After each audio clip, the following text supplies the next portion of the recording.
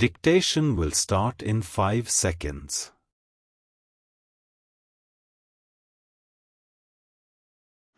Ready? Start.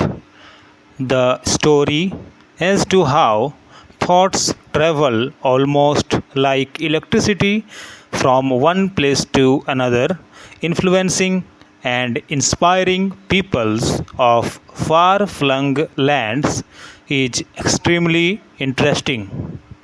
Short stories of ancient India and our social and religious thoughts spread in far off territories, crossing many seas and scaling many a high mountain peak.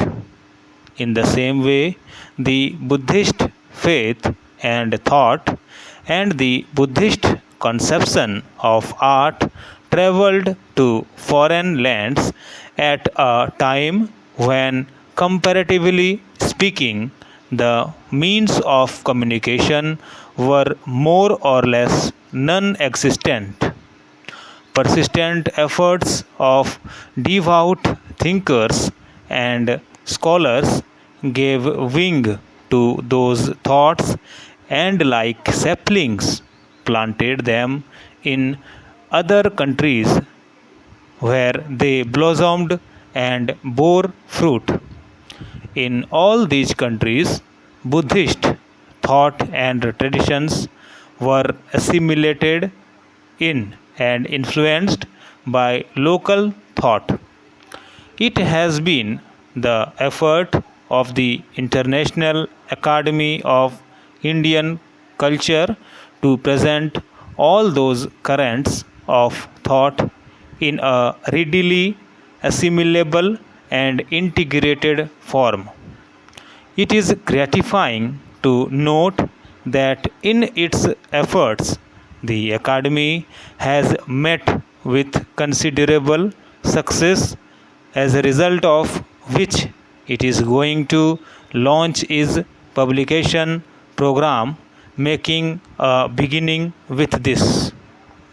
This book is a collective record, an integrated view of the many currents of thoughts that crossed each other throughout vast territories in the Himalayan fastness of Tibet and from the Pacific islands of Indonesia up to the snow covered areas in Siberia and Central Asia. India thought had influenced all this vast area in ancient times.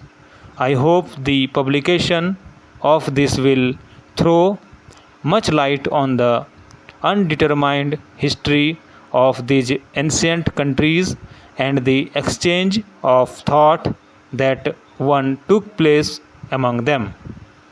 I am glad that the International Academy of Indian Culture has planned to publication of such a monumental work. All this information about the ancient history of Eastern countries and their mutual relationship is coming to us at a time when there is an upsurge of awakening discernible in them. This knowledge is therefore of particular importance to us. Not only the countries of Asia, but all the nations of the world are getting closer to one another, and all of them feel that the world can be saved from destructive wars by strengthening mutual ties of goodwill and friendship. Our knowledge of the relations which subsisted among the various countries in ancient times is bound to lend strength to the basis of international friendship. Let us hope that the publication of this and also the new awakening will inspire a sense of intellectual stop